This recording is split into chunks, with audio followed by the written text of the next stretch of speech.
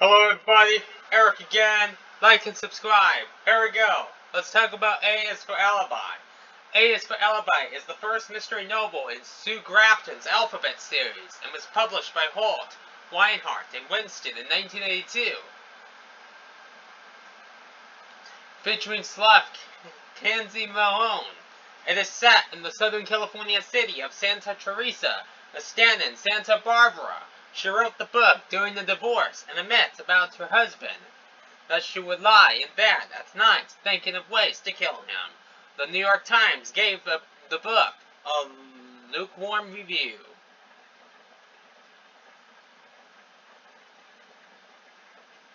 Plot summary.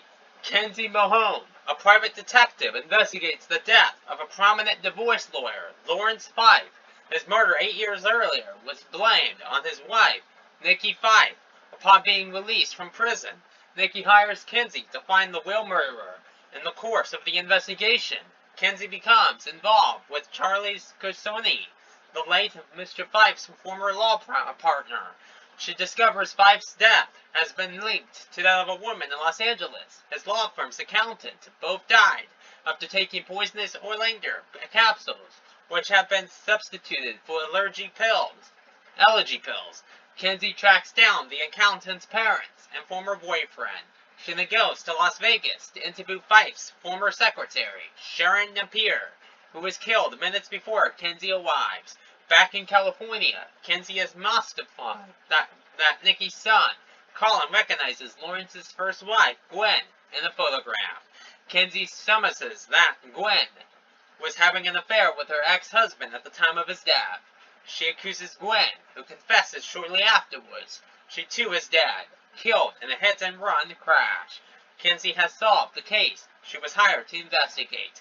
But in a plot twist, she discovers that her previous notions about the accountant's death were entirely wrong. In fact, it was Sorsoni who killed her when she discovered he was skimming dividend money from estate accounts under his management. Sorsoni used the same method that Gwen used to kill Fife, so it would be assumed the same person committed both murders. In a final confrontation, he chases Kenzie across the beach, armed with a knife. Kenzie hides in the shoreline, and she is forced to remove her shoes and pants. Before Sosonia can kill her, she shoots him dead. A secondary storyline involves Mahone's surveillance of Marcia Threadgill, suspected of insurance fraud in the trip and fall case.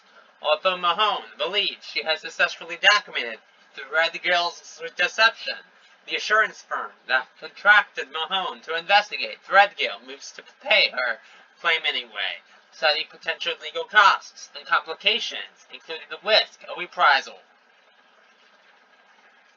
Publication history.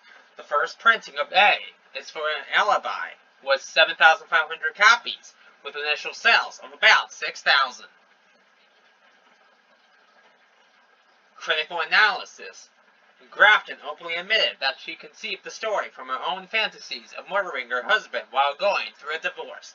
The novel's style was typical hand-boiled detective fiction, according to the authors of G is for Grafton, who described it as laconic, breezy, wisecracking. Grafton frames the narrative as a report Kenzie Mahone wrote during the course of her investigation, written in the first-person narrative.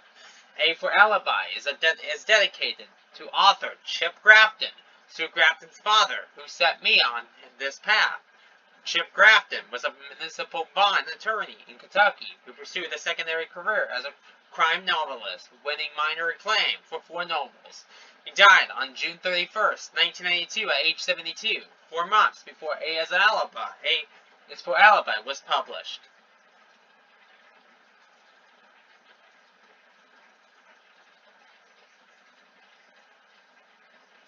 Reviews.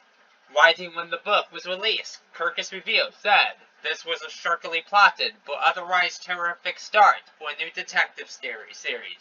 The reviewer looked forward to the rest of the Alphabet series. Fine dialogue, a gray eye for people and places, if the author can't tighten up her plot. Looking back at the series soon after the author's death, Library Journal Reviews remarked on the slow build-up to successful reviews, including a quote from its own review, Critic Sarah Weineman notes that Posidonius, New York Times critic Newgate Calendar, dismissed A is for Alibi as competent enough, but not particularly original. LSLG's reviewer was equally enthusiastic in an April 1st, 1982 review, waving the book inside as nothing to take out. It's out of the ordinary. Before those last specific words, they had said, the female detective is well drawn, and the plot moves at a fast clip. Bye for now.